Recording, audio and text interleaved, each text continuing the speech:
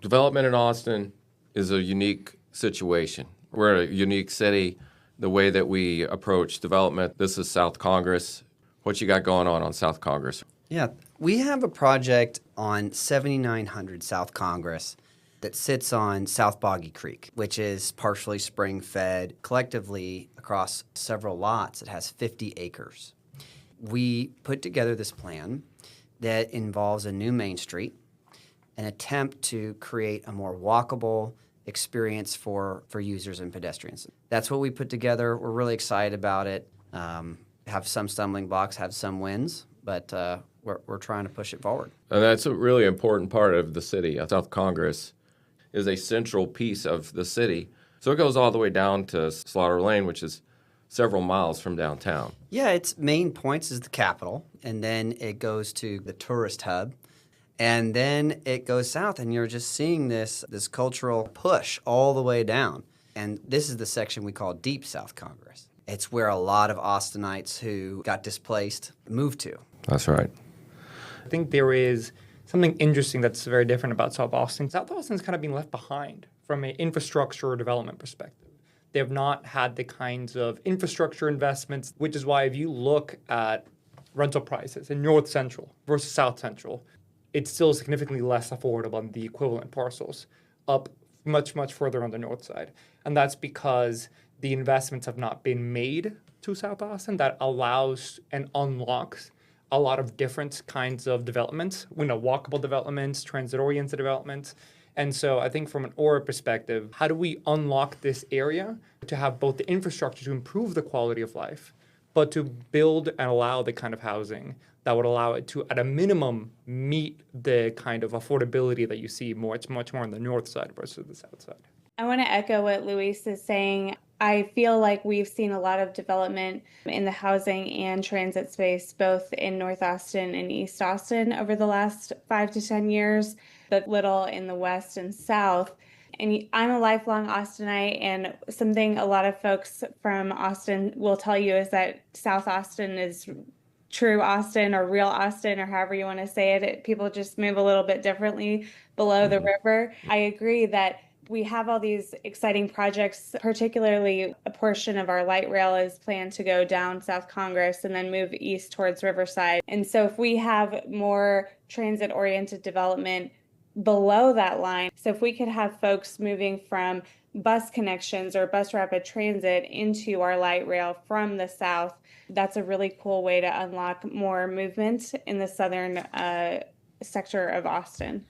And you're right about North and South Austin. I go back to the 70s and the 80s. It was a very real distinction between the two. There was that special tug of war. Yes, that's right. That's good. That's good. The yuppies versus the bubbas, I think it was the call. So you had a beer and barbecue on the south side, and you had wine and cheese on the north side. Yeah. I live in South Austin. I lived in South Austin for almost 30 years, and it's an area that I like and I love because the pace of life is different, but we know that there's going to be development. So how are we smart about the development? So Corbin, how are you doing that, and how are the two groups that are on here? How are we being smart about the development so we don't lose our soul? I think the way that we've been tackling it from city, how do we force specific designs? How do we force specific materials, and how can we be much more generous to allow different kinds of design you see across the world to create the kind of premier neighborhoods you see in Netherlands or a suburban Tokyo or whatever. And even in those neighborhoods, you'll still see single-family homes. The options can't be like sprawl residential or downtown. We really need to be smarter than just give people those spots. I think that the key is to have that transit core, which Ashika is championing from a private capital allocation perspective. That it's difficult to justify that when you have to pay for all this parking.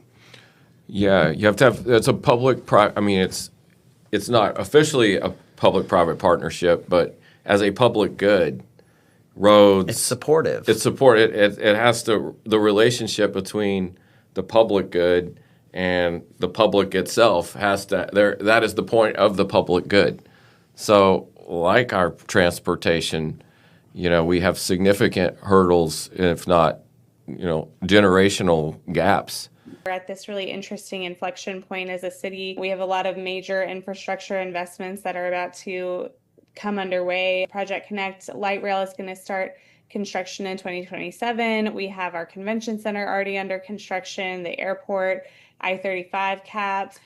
We have a new red line station that will be coming online as well. So there's a lot of major shifts in the transit and development infrastructure in Austin right now that I think a lot of people are excited for. And I think what I like about Corbin's project is that it's utilizing and maximizing the benefit of an existing resource in our transit space in Austin. We have this bus rapid transit line that goes deep into the south side, and it's only useful if there are people to use it. So if we have more dense housing that is helpful to folks along these connection points that already exist in our city, like we're already about to have all this construction going on, a lot of disruptions along major corridors. We're going to probably see some traffic increases. So to have a project that we get to talk about and be excited about that uses existing transit that we've already invested time and money into, and we can try to maximize the benefit of that, is really exciting. And I think just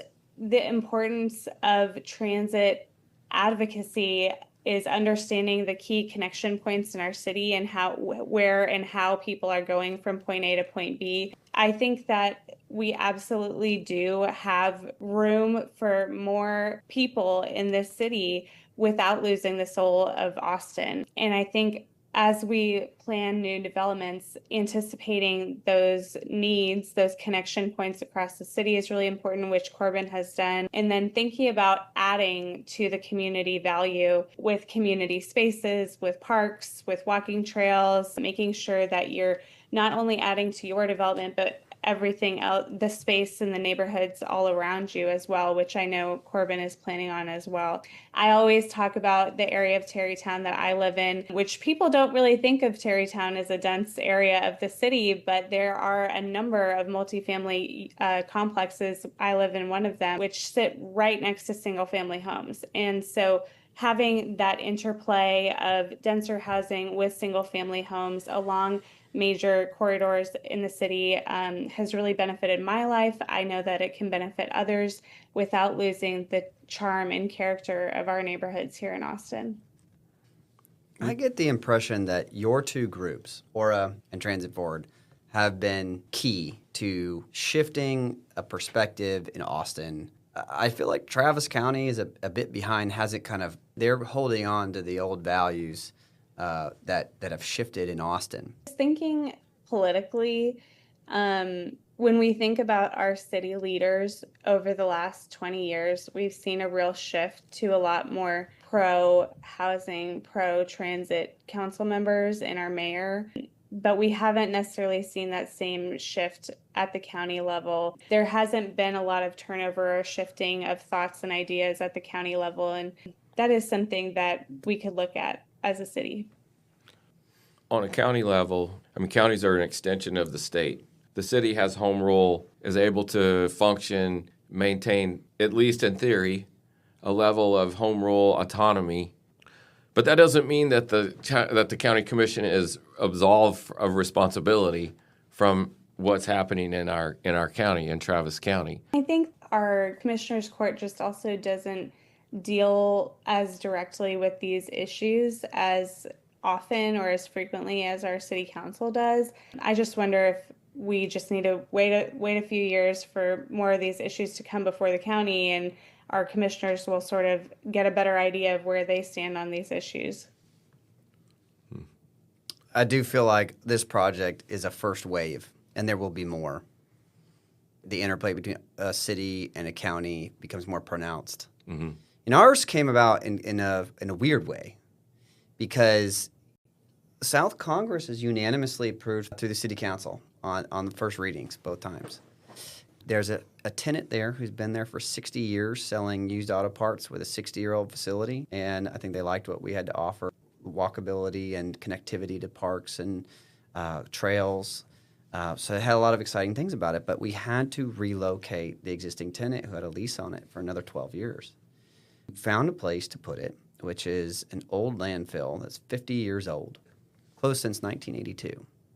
And normally these types of uses will go back into some form of use after that amount of time, given adequate post-closure care. In our case, we found something that didn't have adequate post-closure care, but it was ripe for attention. The tenant on South Congress was amenable to leaving, and so we thought, we've got a deal. As we started to dig deeper into the landfill, we started to realize that the record keeping wasn't really accurate. The investments that were said to have been made were not made. The general appetite for dealing with it was smaller than you would expect from an environmental steward. And then we kind of became the bad guy because we're talking about this problem. So the county ran this landfill 42 years that this has been just land that has been sitting. Yep, it's been sitting, and they're supposed to sit for a while, but Yeah. they're supposed to sit, and essentially you commit to not letting water get in it and not letting water get out of it. And those things are not happening, then you get issued a violation from the state. Yeah, we actually toured it. It's not a pleasant place. I don't know, what's the measurable toxins that are in the, have y'all done a measurement on that? The experts came out, and our samples taken showed that it was 7.5 times the allowable level of lead, 4 or 5 times the amount of arsenic, and then other heavy metals. So stuff you don't really want. And the thing is that it goes into Walnut Creek, and that's kind of the forgotten watershed. And so we see ourselves as, we've got this project in South Congress. Everyone likes it. Let's use that as an opportunity to do something good elsewhere. And I think we found a win-win because the property taxes created at South Congress, we did the math on it. That's actually enough to do a full-scale remediation on the landfill. Legally, they're required to accept the responsibility of this. Why isn't this being enforced? I point to that 1976 letter from the Precinct 1 commissioner. He said that he couldn't get consensus to do what needed to be done at the landfill. And what's implied, in my opinion, is that there's only so many resources. And the commissioners didn't want resources going to this Precinct 1 when it could be going elsewhere. I just offer a couple of thoughts. One, I think every time Travis County has not had to move forward, they have saved money. So I would say saving money would be just one of the things. And as long as they can put it off, they keep putting it off. I have been amazed to see the lack of interest in trying to make this creative project happen. And, on the one hand, you've got Walnut Creek contamination, which doesn't seem to have gotten much attention. And you've got a South Congress issue from a developmental standpoint, both of which involve social equity issues. And I've been sort of amazed that that has less traction in Austin than I thought it would, frankly, coming from the outside. So I have watched this with quite a lot of interest as to how this issue is handled politically here in Austin, and frankly, I'm unimpressed. I think that's, in a way, the heart of the issue you've got here is perhaps a disconnect between how the county sees the world and how the city sees the world, and perhaps how the activists like yourselves that are working on important issues where you're having trouble getting traction is sort of in that space in between. You're exactly right, Jim. And like I mentioned earlier, just the difference in attitudes politically between the county and the city. And there's just been this mood in Austin for so long that is so pervasive of development equals bad for the environment and things staying the same, preservation equals good for the environment. And there's been so many times in our city's history where that's proved not to be true. But I think some of our kind of old school politicos in the city just can't get their mind out of that binary, even in a situation like this where it's so clear that this would be a net benefit to the community, to the environment, to the city, to engage in this process.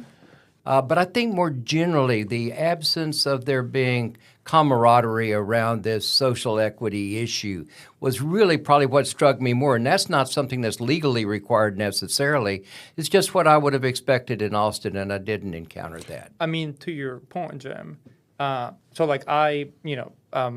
men in Austin, you can imagine the spaces I hang out in. I would say the thing that I was most shocked is this did not run across my radar. Austin is a very progressive city. It's a very equity-focused city. But because East Austin is, an impoverished community, a separate community, so many things happen out there that simply don't reach the Austin core. I think if people knew what was happening, it would be such a gigantic outrage. I think that it goes back to what y'all were talking about earlier, this sort of middle landscape that we're talking about. I mean, so much of the environmental focus in Austin has been on the suburban development, on going out into the springs and into the aquifer recharge areas and really important environmental issues out there.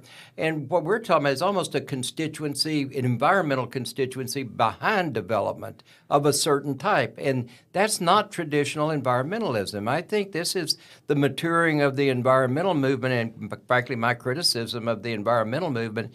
This isn't a 70s environmental issue anymore. This is a modern environmental dilemma that we have to solve. And I would have thought Austin would have been more advanced than, say, Houston or, Dallas or other places. And I've been surprised at the lack of sophistication about these issues in Austin, which I consider in many respects a very sophisticated community.